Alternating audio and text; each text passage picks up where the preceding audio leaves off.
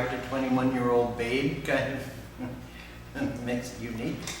More significantly is that it's very much a work of art which connects to what a lot of art has been happening in the artistic worlds in the late 20th and now the 21st century.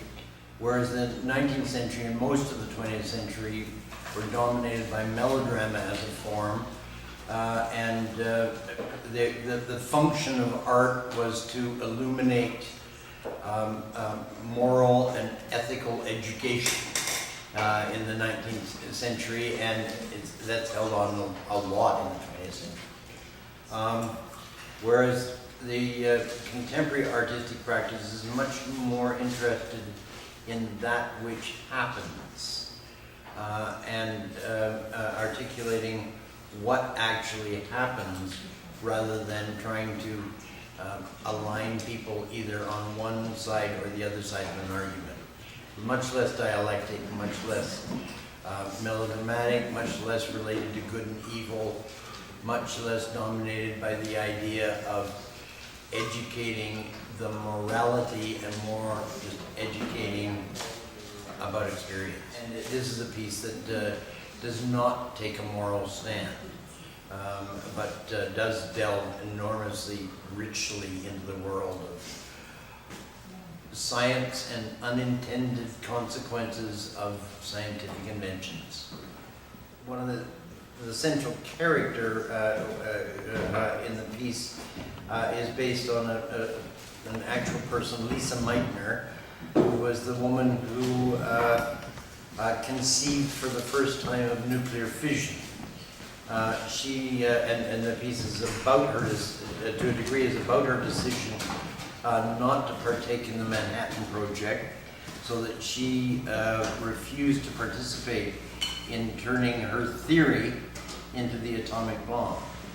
And as a result of both of that refusal and of the fact that she was a woman, and I suspect certainly the fact that she was Jewish,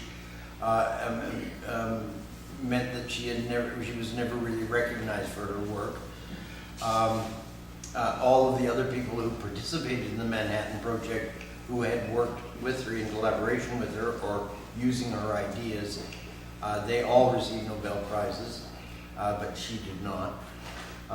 Even with her standing up against the idea of creating a nuclear bomb out of her theory of fission, still that didn't stop the fact that the nuclear bomb was created, and two of them were dropped on Japan, killing, devastating, changing our universe, devastating those cities, that country, but actually changing the entire 20th century, history of the 20th century. So even though she did oppose the uses to which her thinking were applied, she failed at that opposition, and the unintended consequences, once the genie was out of the bottle, she had no control over it. So it's a cautionary tale, but a bit like a parable. It doesn't tell you how to make it. It's not a recipe for your next judgment. I love the parables, and I think the most famous parable in our culture is the prodigal son parable. And it's eternally fascinating because there's no satisfying recipe of action that you can extract from it. You can extract meaning from it in many different ways. It's a bit like having a favorite stone or a favorite piece of wood, which you look at and you can see a million different patterns each time you look at it, but it never tells you anything definitive. You've still got to make up your own mind. And that's one of the things that I like very much about the piece, is that it isn't lecturing to an audience. What it's doing is opening up a subject for the audience to have their own thoughts and their own dramatic impulses to put together their own opera.